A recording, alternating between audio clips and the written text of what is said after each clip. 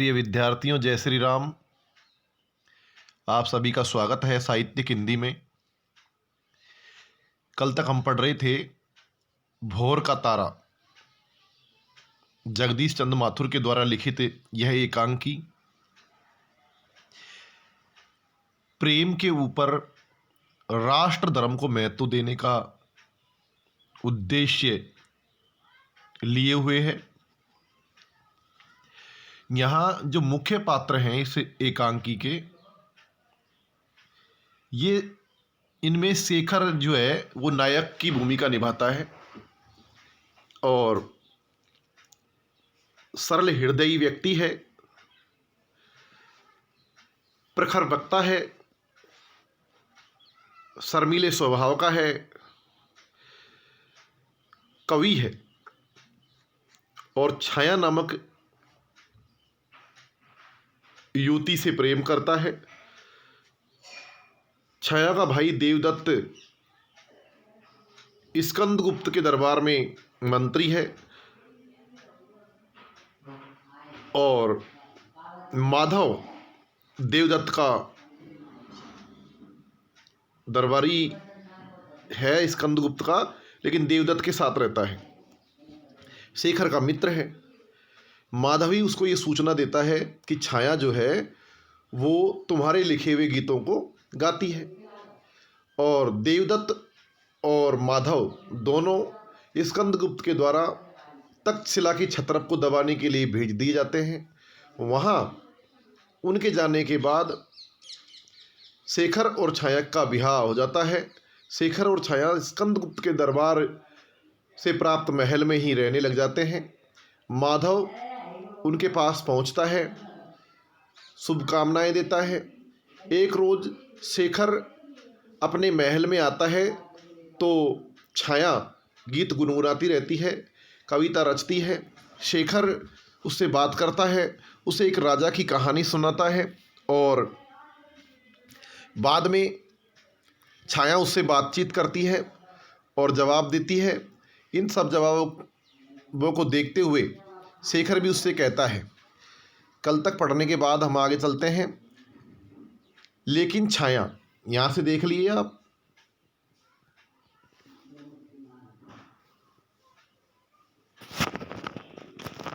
ठीक है ना।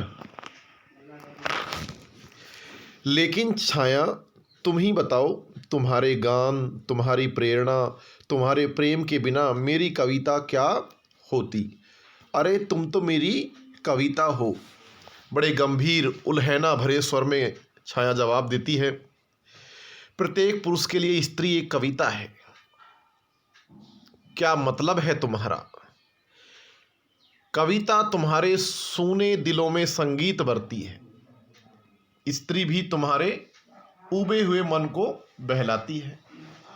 जब पुरुष जीवन की सूखी चट्टानों पर चढ़ता चढ़ता थक जाता है, तब सोचता है चलो थोड़ा मन बहलाव ही कर लें। स्त्री पर अपना सारा प्यार, अपने सारे अरमान निछावर कर देता है, मानो दुनिया में और कुछ हो ही नहीं।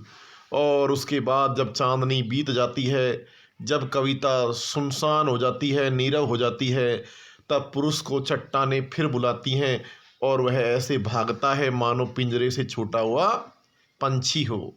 और स्त्री के लिए वही अंधेरा, फिर वही सूनापन। यानी छाया ये कहना चाहती है कि कविता सूने दिलों में संगीत भरती है। ठीक उसी प्रकार स्त्री भी पुरुष के ऊबे हुए मन को बहलाने का प्रयास करती है।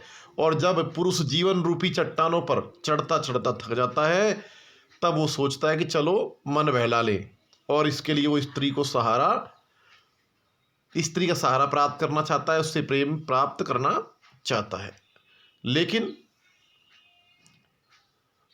जैसे ही चांदनी चली जाती है, कविता सुनसान हो जाती है। ठीक उसी प्रकार पुरुष को जब चट्टानें फिर बुलाती हैं, तो वो वहां से स्त्री के पास से भाग जाता है और वो अकेली रह जाती है।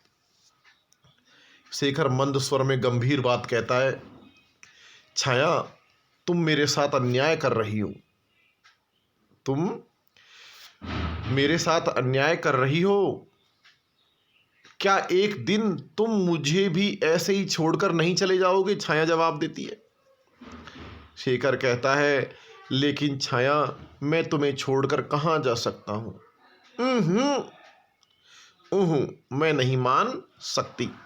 आई डोंट बिलीव दिस, यानी मैं इस पर विश्वास नहीं कर सकती। शेखर कहता है, सुनो तो, मेरे लिए तो जीवन में ऐसी सूखी चट्टानें थोड़े ही हैं। मेरे लिए तो, क्या कहता है, मेरे लिए तो जीवन में ऐसी सूखी चट्टानें थोड़ी ही हैं। मेरी कविता ही मेरी हरी भरी वाटिका है। मैं उसे प्यार करता हूँ क्योंकि मुझे तुम्हारे हृदय में सौंदर्य दिखता है।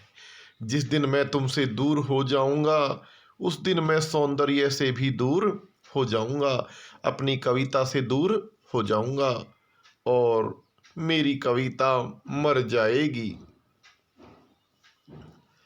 नहीं शेखर, मैं मर जाऊंगी, मैं मर जाऊंगी, किंतु तुम्हारी कविता रहेगी, बहुत दिन रहेगी। वो क्या कहती है?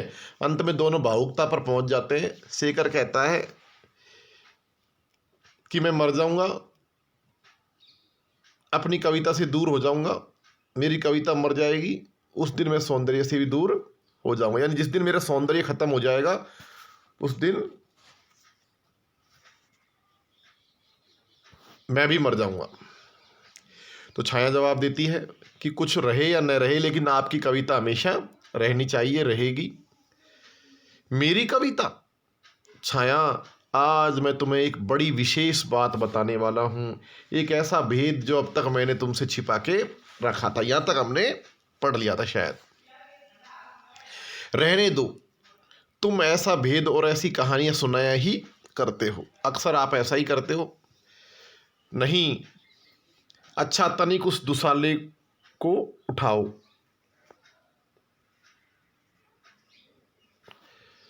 मैंने थोड़ा और लाइट बढ़ा दिए बेटाओ। तनिक उस दुसाले को, यानी उस चद्दर को उठाओ। छाया उठाती है, उसके नीचे कुछ दिखाई देता है। तो छाया उस ग्रंथ को हाथ में लेती है। शेखर कहता है, उसे खोलो, क्या है?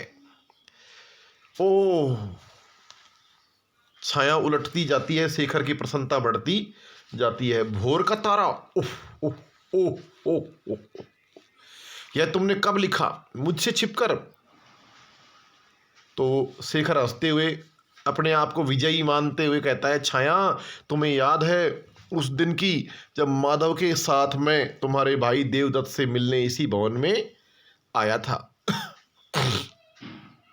और आप सभी विद्यार्थियों को भी ध्यान होना चाहिए कि माधव के साथ शेखर देवदत्त से मिलने के लिए कब आया था।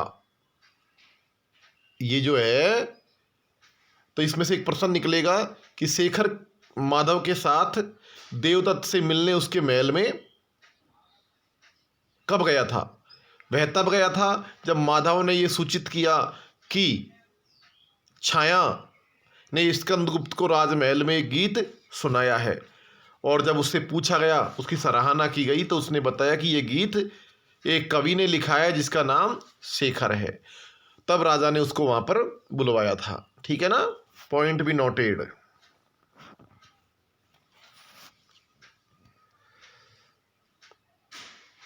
पॉइंट टू बी नोटेड आएगा।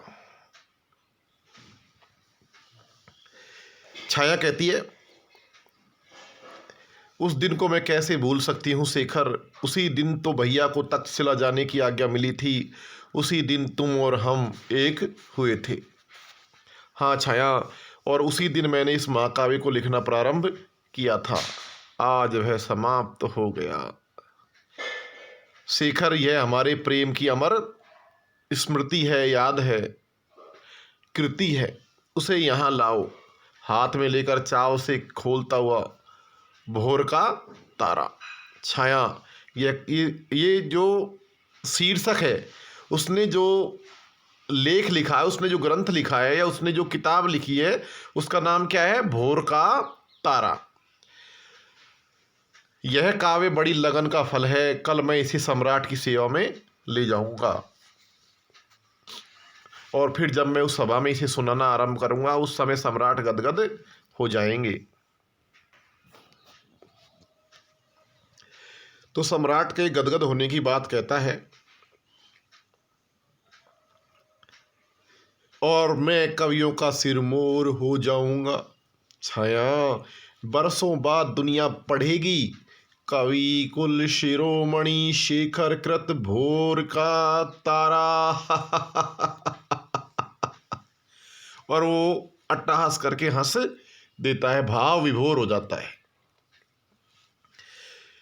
छाया उसकी ओर एकटक देख रही है। सहसा यानी अचानक उसके चेहरे पर चिंता की रेखा उभर आती है, खिंच जाती है, लेकिन शेखर हंसता रहता है। छाया शेखर से कहती है, शेखर शेखर, और शेखर हंसता चाहता है। शेखर की दृष्टि उस पर पड़ती है। अचानक, क्यों छाया, क्या हुआ तुमको? शेखर, बोलो ना तो छाया, क्या बात है? शेखर, तुम इसे संभाल कर रखोगे ना? बस इतनी सी बात? शेखर, मुझे डर लगता है कि कहीं कहीं यह नष्ट न हो जाए, कोई इससे चुरा न ले जाए, और फिर तुम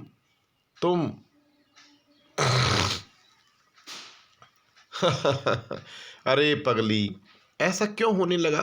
सोचने से ही डर गई? छाया, तुम्हारे लिए तो आज प्रसन्न होने का दिन है, बहुत प्रसन्न। इधर देखो छाया, हम लोग कितने सुखी हैं, और तुम बीच बीच में पता नहीं क्या कहना चाहती हो, क्यों चिंतित हो जाती हो? जानती हो तुम कौन हो? तुम हो तक्षशिला के छत्रप देवदत्त की बहन और उज्जैनी के सबसे बड़े कवि शेखर की पत्नी। अब देखो, यदि कोई आपसे ये कह दे, हमसे ये प्रश्न करे, क्या प्रश्न, कि तक्षशिला के छत्रप को दबाने के लिए स्कंदगुप्त ने किसको भेजा था? देवदत्त को और माधव को। तो क्या वो वहां जाकर सफल हुए? तो इस लाइन से हमें पता लगता है कि तुम हो तक्षशिला के छत्रप देवदत्त की बहन और उज्जैनी के सबसे बड़े कवि शेखर की पत्नी। तो तक्षशिला का छत्रप देवदत्त क्यों बना था? क्योंकि उसने वहां के छत्रप को दबा दिया था, ठीक है ना? इसीलिए तो बनेगा। और मैं कवि हूं। क्यों छाया, तुम सच कहते हो शेखर, हम लोग बहुत सुखी हैं, बहुत सुखी। अचानक बाहर कोलाहल यानी शोर सुनाई देता है, घोड़ों की टापों की आवाज सुनाई देती है। शेखर और छाया छिटक कर चैतन्य खड़े हो जाते हैं। शेखर द्वार की ओर बढ़ता है। कौन है? अचानक माधव का प्रवेश। थकित और श्रमित शस्त्रों से सुसज्जित, पसीने से नहा रहा है, चेहरे पर भय और चिंता के चिन्ह हैं।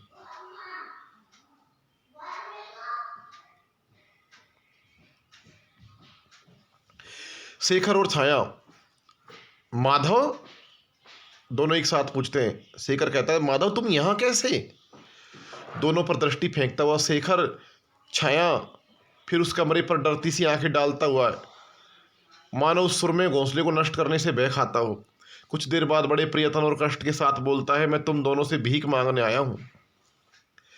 छाया और शेखर के आश्चर्य का ठिकाना नहीं है। भीख मांगने तक्षशिला से यहाँ पर?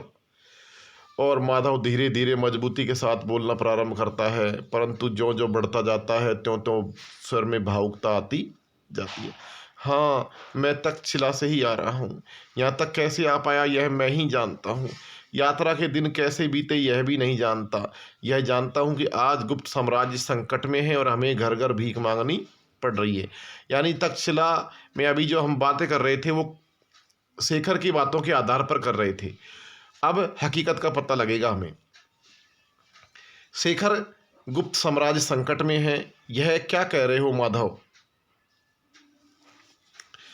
माधव फिर जवाब देता है, शेखर, पश्चिमोत्तर सीमा पर आग लग चुकी है। आग लग चुकी है यानी आग लगने का मतलब आग लगना नहीं होता है, यानी संकटपूर्ण स्थिति आ चुकी है।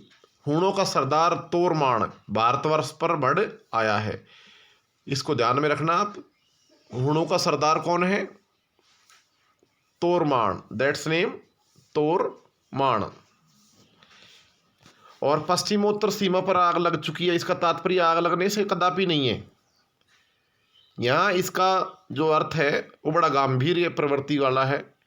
इसका मतलब है कि पश्चिम सीमा पर संकट बढ़ता चला आ रहा है। क्लियर। छाया जवाब देती है भयाक्रांत होकर के। भयाक्रांत यानी भय से आतंकित होकर के।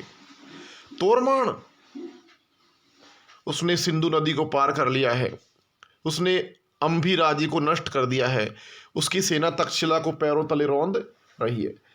सहसा माधव के निकट जाकर भय से कातर यानी दुखी होकर उनकी भुजा पकड़ती हुई कहती है तक्षशिला में भी आ गया। और माधव उसी स्वर में सारा पंचनद आज, पंचनद यानी पंजाब, उसके भय से कांप रहा है। एक के बाद एक गांव जल रहे हैं, हत्याएं हो रही हैं, अत्याचार हो रहा है। शीघ्र सारा ही आर्यावर्त पीड़ितों के हाहाकार से गूंजने लगेगा। शेखर, छाया, मैं तुमसे भीख मांगता हूँ, नई भीख मांगता हूँ, सम्राट स्कंदगुप्त की, साम्राज्य की, देश की। इस संकट में तुम ही मदद कर सकते हो, मदद करो। और फिर इसी बोलचाल के बीच में बाहर बड़ा कोलाहल सुनाई देता है। बेटाओ, शेखर और छाया जड़वत खड़े हैं, यानी बिल्कुल एक तरह से स्टैचू बन करके, कुछ कह नहीं पा रहे। देखो बाहर जनता उमड़ रही है। शेखर, तुम्हारी वाणी में ओज है, तुम्हारे स्वर में प्रभाव है, तुम अपने शब्दों के बल पर सोई आत्माओं को जगा सकते हो, युवकों में जान फूंक सकते हो। चेहरे पर भावों का आवेग मस्तक पर हाथ रखता है। आज साम्राज्य को सैनिकों की आवश्यकता है। शेखर, अपनी ओजमयी कविता के द्वारा तुम गांव गांव जाकर यह आग फैला दो, जिसे हजारों और लाखों भुजाएं अपने सम्राट और अपने देश की रक्षा के लिए शस्त्र हाथ में लें।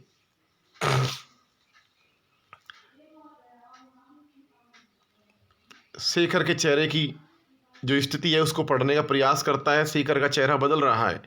कहाँ तो वो प्रेम और भय से कांप रहा था, कहाँ अब उसकी मुद्रा बदल रही है, जैसे कोई भीषण उद्योग कर रहा हो। कवि, देश तुमसे बलिदान मांगता है। देखिए, जहाँ न पहुँचे रवि वहाँ पहुँचे कवि। माधव कहता है अंत में कि कवि, देश तुमसे बलिदान मांग रहा है, बलिदान दो। किसका? अपने प्रेम का। और छाया अत्यंत दर्द भरे करुण स्वर में, माधव, माधव, तुम ये क्या कह रहे हो? और माधव छाया की तरफ मुड़ करके थोड़ी देर बाद सोच करके कहता है, छाया, उन्होंने कहा था मेरे प्राण क्या चीज़ है, इसमें तो सहस्त्रों मिट गए और सहस्त्रों को मिटाना है या मिटना है।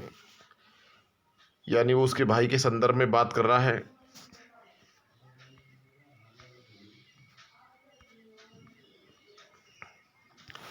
किसने कहा आपसे? देवदत्त ने, अंतिम समय में जैसे बिजली गिर गई हो। यानी माधव, माधव तो क्या भैया नहीं रहे? उन्होंने वीर गति पाई है छाया। और छाया घबराकर पृथ्वी पर घुटनों के बल गिर जाती है, चेहरे को से ढक लिया है। इसी बीच माधव कहे जाता है, शेखर एक दो बार घूमता है, उसके मुख से प्रकट होता है मानो डूबते को सहारा मिलने वाला है। तक्षशिला से 40 मील दूर विद्रोही वीरभद्र की खोज में वह ऊणों के दल के निकट जा पहुंचे। वहां उन्हें ज्ञात हुआ, तक्षशिला से 40 मील दूर विद्रोही वीरभद्र, वहां का जो छत्रप था ना, उसका नाम था वीरभद्र। ये ध्यान रखना, किसको दबाने गए थे? वीरभद्र को।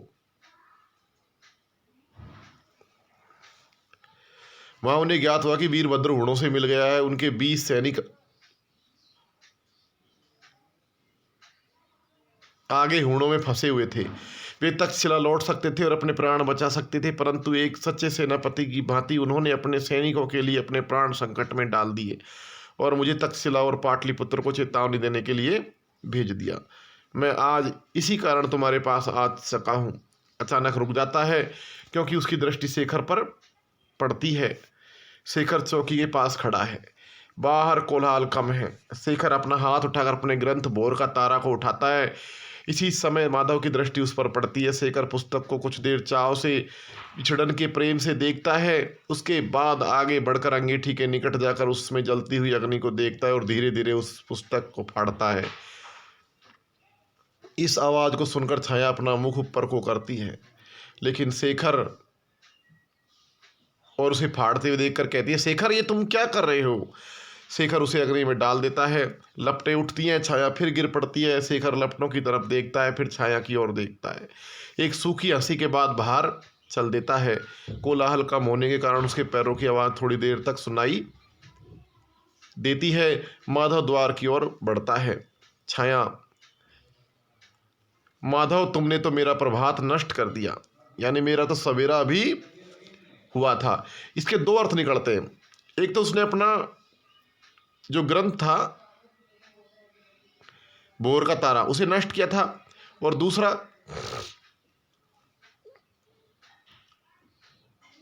छाया के लिए भोर का तारा कौन था? शेखर था। अब उसको वहां ले गया था ना, वो उनके वैवाहिक जीवन अभी शुरू ही हुआ था। माधव उसके ये बात सब सुनकर बाहर जाता जाता रुक जाता है, मुड़कर छाया की ओर देखता है और फिर पीछे की खिड़की के निकट जाकर उसे खोल देता है। इससे बाहर का कोलाहल स्पष्ट सुनाई देता है। शेखर और उसके साथ पूरे जनसमूह के गाने का स्वर सुन पड़ता है। नकार पे डंका बजा है, नकार पे डंका बजा है, तू शस्त्रों को अपने संभाल, बुलाती है वीरों को तुरही, तू उठ कोई रास्ता तो निकाल, तो उठ कोई रास्ता तो निकाल। अर्थात ये जो देश है, इस देश को इस समय में तुम्हारी जरूरत है वीर सिपाहियों। जीना है तो मरना सीखो, देश की रक्षा करना सीखो। जीना है तो मरना सीखो, देश की रक्षा करना सीखो। शेखर का स्वर तीव्र है। माधव खिड़की को बंद कर देता है। पुनः शांति आती है। इसके बाद मंद परंतु दृढ़ स्वर में बोलता है। माधव कहता है, छाया मैंने तुम्हारा प्रभात नष्ट नहीं किया, प्रभात तो अब होगा। शेखर तो अब तक भोर का तारा था, अब यह प्रभात का सूर्य बनेगा। यानी अर्थात अब इसी के द्वारा लोगों को उजाला प्राप्त होगा, लोगों में जोश आएगा। और धीरे धीरे छाया अपना मस्तक उठाती है और पर्दा गिर जाता है, और ये जो एकांकी है वो भी पूरी हो जाती है। बेटाओ, इसमें से अपन को प्रश्न करने हैं, दया सज्जनता का क्या है? दया सज्जनता का आभूषण है। दया सज्जनता का भूषण है।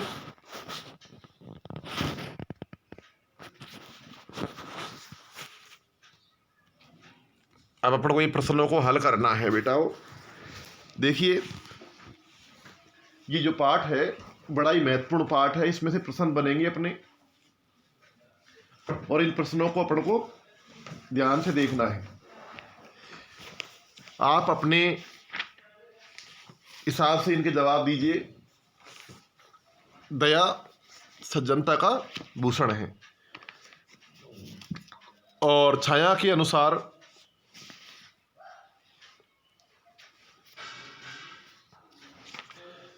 प्रत्येक पुरुष के लिए स्त्री क्या होती है? कविता होती है। ठीक है ना? गुप्त साम्राज्य में कौन सा संकट उपस्थित हुआ था? बताओ। अभी तो आया था हूण आक्रमणकारी। हूण आक्रमणकारी तोड़मार नहीं आया था क्या? अब देखिए, एकांकी में वर्णित इसको देखें तो भूषण है, और इसमें कविता है, और गुप्त सम्राट में तोड़मार का ये हूण आक्रमणकारी था। ठीक है ना? और पश्चिमी सीमा से घुसा था। ठीक है ना? और तक्षशिला का जो छत्रप था उसका नाम था, क्या नाम था? वीरभद्र था। और वीरभद्र किससे जाके मिल गया था? हूणों से जाके मिल गया था। ठीक है ना? वीरभद्र हूणों से जाके मिल गया था। और बेटाओ, वहाँ उसके 20 सिपाही फंस गए थे, है ना? किसके? देवदत्त के। देवदत्त के। देवदत्त एक सच्चे सेनापति की भांति अपने 20 सिपाहियों को बचाने के लिए गया और उसने क्या किया, माधव को वापस भेज दिया। क्यों? पाटलिपुत्र और तक्षशिला को संदेश देने के लिए। तभी तो माधव शेखर के पास आया था। और जब शेखर के पास आया तो दोनों पति पत्नी आपस में बातचीत कर रहे थे और फिर उन्होंने जो ग्रंथ बनाया था उसका नाम था भोर का तारा। वो कल सुबह यानी आने वाले दिन स्कंदगुप्त को उसे सौंपना चाहता था, भेंट करना चाहता था, लोगों में प्रेम का संदेश देना चाहता था। लेकिन अफसोस उसी समय विप्लव, उपद्रव हो गया, क्रांति हो गई, या फिर यूँ कहें कि आक्रमण हो गया दूसरे देश से हुणों का, और माधव उससे वाणी मांगने आया था। ठीक है ना। एकांकी में वर्णित गुप्त साम्राज्य का शासक कौन था? स्कंदगुप्त था। देवदत्त कौन था? स्कंदगुप्त का मंत्री था, छाया का भाई था। माधव ने शेखर को तक्षशिला से आकर क्या सूचना दी कि भाई जो तुम्हारा जो साला है देवदत्त वो मारा गया और तुम्हें अब उसकी जनता की वाणी बनना पड़ेगा, जोश और उत्साह भरना पड़ेगा। तोरमान हुण शासक था। ठीक है ना।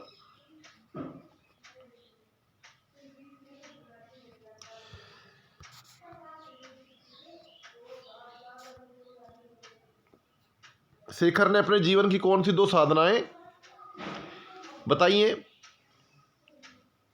तो उसने एक तो कविता को और एक अपनी पत्नी को। शेखर को राजकवि क्यों बनाया गया था? तो शेखर को राजकवि इसलिए बनाया था कि जो उत्सव हुआ था उसमें छाया ने गीत गाया था। उस गीत को सुनकर के वो स्कंदगुप्त जो थे वो प्रभावित हो गए और छाया को इनाम देना चाहा तो छाया ने बता दिया था कि भाई मैंने ये दूसरे के गीत को गाया है। फिर उसको बुलवाया गया। इस तरह से ये फैसला हुआ।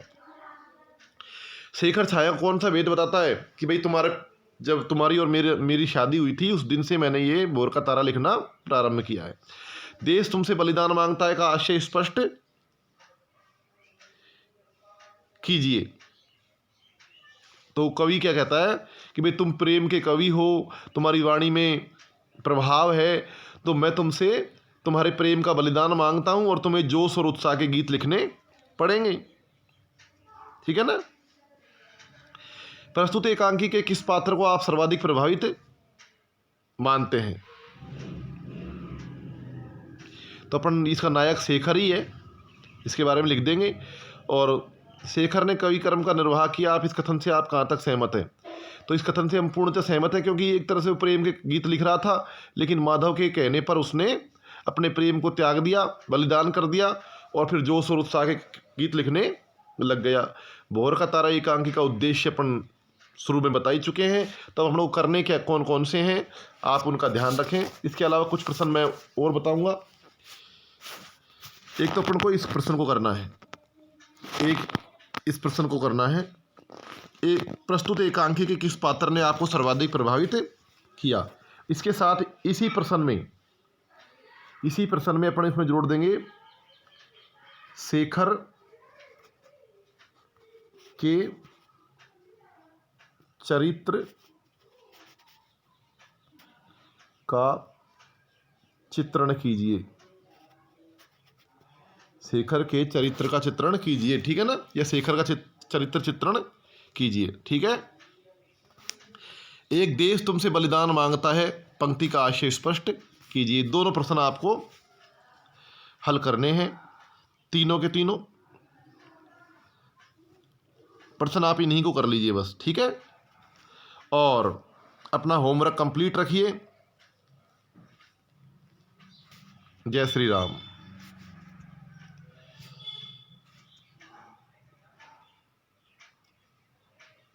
और सुनिए आप इसके अलावा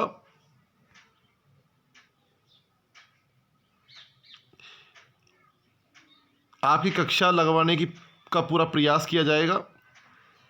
जैसे ही संस्था से कोई निर्देश मिलता है आपकी कक्षा को लगाने का प्रयास करेंगे, क्योंकि स्थितियां चुनौतीपूर्ण हैं। ऐसी स्थिति में संभव भी नहीं है लगाना।